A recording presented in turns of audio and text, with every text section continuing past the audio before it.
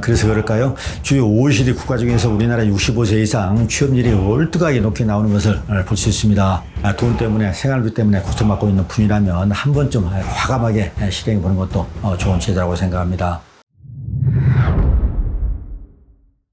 안녕하세요. 반갑습니다. 인간열쇠입니다. 만약 여러분에게 노후 자금은 어느 정도 있으면 될까요? 이렇게 물어본다면 여러분들은 어떻게 대답하시겠습니까?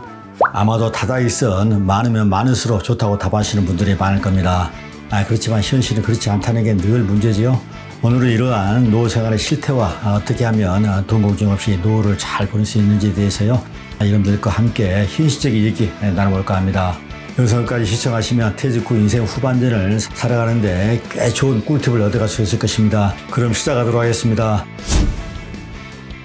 여러분들은 노후 자금을 얼마나 준비하셨나요?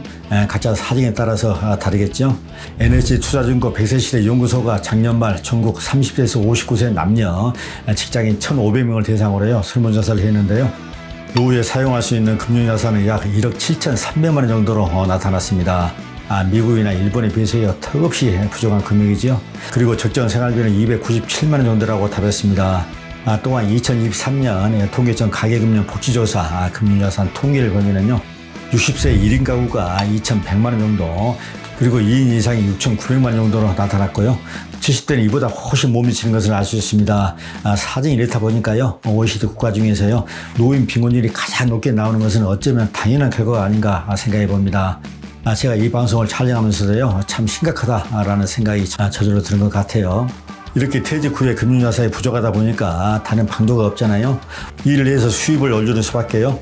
그래서 그럴까요? 주요 OECD 국가 중에서 우리나라 65세 이상 취업률이 월등하게 높게 나오는 것을 볼 수 있습니다. OECD 평균 15%의 2배가 넘는 수치, 무려 35%를 차지하고 있습니다. 이게 우리나라의 현 주소입니다. 조금은 씁쓸한 생각이 드는 것은 저만이 아니겠죠. 금융자산 비율이 낮다는 말은 부동산 비율이 높다는 말로 대체해도 좋을 듯 합니다. 그런 말 있잖아요. 가장 가난한 사람은 부동산 부자라고요. 땅은 많지만 정녕 수중에 돈이 없다는 뜻이겠죠. 당장 쓸 수 있는 현금이 있어야 되는데 우리나라는 부동산 비율이 높고 현금 비율은 낮다 보니까요 노년에 궁핍한 생활을 할 수밖에 없는 그런 환경에 놓여 있습니다. 그렇다면 이 난국을 헤쳐나가려면 어떻게 해야 할까요? 국민연금 같은 공적연금이 가장 좋은 대안이기는 하지만 공적연금만으로도 모든 것을 해결할 수가 없습니다. 퇴직연금이나 개인연금까지 활용해야 합니다. 그러기 위해서는요 퇴직하기 한참 전인 10년이나 20년 전부터 철저한 준비 작업을 하는 것이 좋습니다. 아무런 준비도 없이 퇴직하면 어떻게 되겠지 하는 안이한 생각으로 퇴직했다가는요 정말 앞날이 보장되지 않는다는 것을 꼭 명심했으면 합니다. 국민연금이나 개인연금으로도 생활비가 부족할 때는요 주택연금을 고려해보는 것도 좋을 듯 합니다. 주택연금은 주택을 담보로 일정한 금액을 연금으로 받는 제도잖아요. 그런 중에 생활 안정에 많은 도움을 주는 정책이라고 생각을 합니다. 주택연금을 수령하는 가구 수는 매년 증가 추세를 보인다고 합니다. 주택금융공사 2023년 기준에 따르면요 약 10만 가구 이상이 주택연금을 수령하고 있다고 합니다. 생각보다 꽤 많은 수치라고 볼 수 있겠어요. 이 수치는 고령화와 맞물려서 앞으로도 꾸준하게 증가할 것으로 예상이 됩니다. 돈 때문에, 생활비 때문에 고통받고 있는 분이라면 한 번쯤 과감하게 실행해 보는 것도 좋은 제도라고 생각합니다. 요즘 인터넷에 자주 올라오는 기사가 하나 있죠. 깡통 할아버지로 불리는 70대 할아버지 얘기인데요. 이 얘기를 듣고 마음이 참 아팠습니다. 사회복지 고구분이 들려주는 얘기는 대충 이렇습니다. 할아버지는 8억 원 정도 되는 자가 아파트를 소유하고 있으면서도 공과금을 낼 돈이 없어서 전기나 수도 그리고 가스가 끊기는 생활을 하고 계신다고 합니다. 아마도 아파트 관리비를 내지 못해서요 전기 수도가 끊긴 것으로 판단이 됩니다. 8억 원짜리 아파트를 본인 명의로 소유하고 있어서 기초수급 대상자도 되지 못했다고 해요. 그런 열악한 환경 속에서 최소한보다 더 부족한 그런 의식주 생활을 했던 것으로 보입니다. 그러다 보니 제대로 먹지도 못해서 건강 상태도 아주 안 좋았다고 해요. 사회복지 공무원이 집을 처분해서 재정적인 문제를 해결하면 어떻게 했냐고 이렇게 해도요 이 집은 내가 어떻게 마련한 집인데 그렇게는 할 수 없다면서 완강히 붙었다고 합니다. 그러던 어느 날 사회복지 공무원이 그 할아버지 아파트 근처에 가다가요 안부가 그리워 문을 두드렸다고 합니다. 그런데 아무런 반응이 없자 이상하게 생각한 나머지요 119에 신고를 한 후 문을 개방하고 들어가는 이미 고속사한 상태였다고 합니다. 참으로 딱하고 안타까운 일이 아닐 수 없습니다. 집을 처분하여 그 여유자금으로 생활비를 썼더라면 어땠을까요?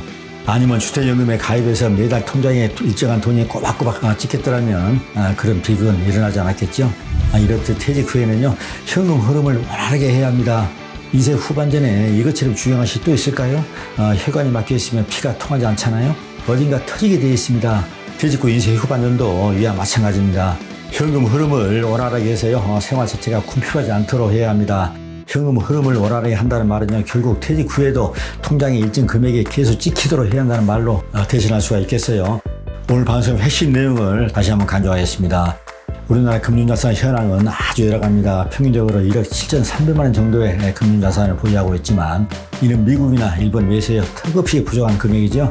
특히 60대와 70대 금융자산 보유액이 너무 낮아서 노후 생활에 많은 어려움을 겪고 있다고 말씀드렸습니다. 이러한 현실을 반영하듯 우리나라 65세 이상 취업률은요, OECD 국가 평균보다 2배 이상 높습니다. 이는 부족한 자금을 보충하기 위해서요, 많은 고령자가 계속해서 일을 하고 있기 때문으로 분석되고 있습니다. 또한 우리나라는 금융자산보다 부동산 비율이 높은 구조로 되어 있잖아요. 현금 흐름이 막혀 있다는 뜻입니다. 그래서 많은 사람이 노년기에 굉장히 어려움을 겪고 있습니다. 이를 해결하기 위해서요, 국민연금이나 퇴직연금 그리고 개인연금 같은 다양한 방법을 통해 미리 대비하는 것이 중요합니다. 또한 주택연금도 고려해 볼 만한 좋은 대안이라고 말씀드렸습니다. 궁극적으로 노후에는 현금 흐름을 원활하게 관리해서 경제적 어려움을 겪지 않도록 철저하게 준비하는 것이 중요합니다. 어떻게 들으셨습니까? 오늘 영상은 현실적으로 노후를 잘 보내는 방법에 대해서 여러분들과 얘기를 나눠봤는데요. 나와는 상관없는 일이라고 치부하지 마시고 내일이라고 생각하고요, 분발한다면 더 나은 미래가 보장될 것입니다. 이 방송을 듣고 있는 모든 분들이 인생 후반전 행복했으면 좋겠습니다. 오늘 방송 여기서 마칩니다. 방송 내용이 좋으시다면요, 구독과 좋아요 꾹 한번 눌러주십시오. 그리고 궁금한 사항 있으시면요, 댓글 남겨주시기 바라겠습니다. 그럼 다음 시간에 또 뵙겠습니다. 감사합니다.